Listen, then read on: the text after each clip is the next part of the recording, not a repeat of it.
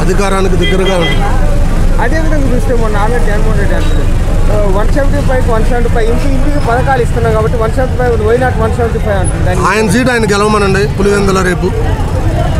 మొన్న అదేవిధంగా చూస్తే కొడాలి నాని అంటుండే ఏదైతే ఆల్రెడీ ఇలాంటి ఇళ్ళు ఎంతమంది కలిసి వచ్చినా కూడా ఏమీ చేయలేదు జగన్మోహన్ రెడ్డి ఇంటికి కూడా పెట్టలేదు. రేపు ఎలక్షన్ వస్తుంది కదా అప్పుడు చూపించమనండి. అదేదో కనబడుతుంది కదా ముందే చెప్పవసరంలా ఇప్పుడు అనే అవసరంలా. రేపు జనం ఓటు అనే గుర్తుతోటి చూపిస్తారు అదేంటని.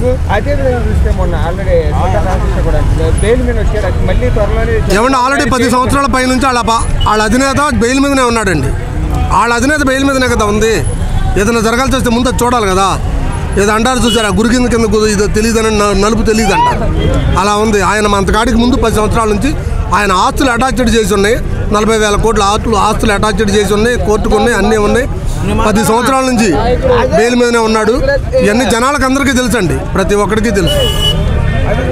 మొన్న ఆల్రెడీ ఇడతల రజనీ కూడా ఒక అతనేమో కడుపు చేసి వదిలేసి సంవత్సరానికి ఒక పెళ్లి చేసుకుంటాడు. ఏం చూస్తేనేమో ఏపీ మొత్తం దోచుకుందామని ఆంధ్రప్రదేశ్ దోచుకుందామనే ఒక దొంగ ఒకటి వీళ్ళిద్దరు కలిస్తే ఏపీ సర్వనాశనం అవుతుంది అని అంటుంది. ప్రతి ఓటరు 5 సంవత్సరాల్లో చూశారండి.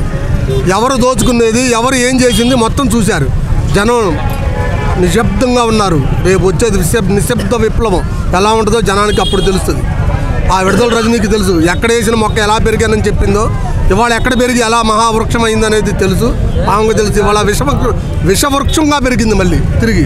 అదేవిధంగా చూస్తే మొన్న ఆల్రెడీ ద్వారపూడి కాకినాడ ఇది వరకు ఒక 15 కోట్లు ఉంటే ఒక 15 కోట్లు 1500 కోట్లు ఉంటే ఆల్రెడీ చంద్రబాబు నాయుడు నేను కొనేసినవన్నీ అంటారు. ద్వారపూడి చంద్రశేఖర్ రెడ్డి గారు గతంలో ఎలా ఉన్నారు, ఇప్పుడు 5 సంవత్సరాల తర్వాత ఎలా ఉన్నారో జనానికి తెలుసు. అక్కడ ఉన్న నియోజకవర్గంలో జనం చెప్పుకుంటున్నారు, అన్నీ తెలుసండి. మేము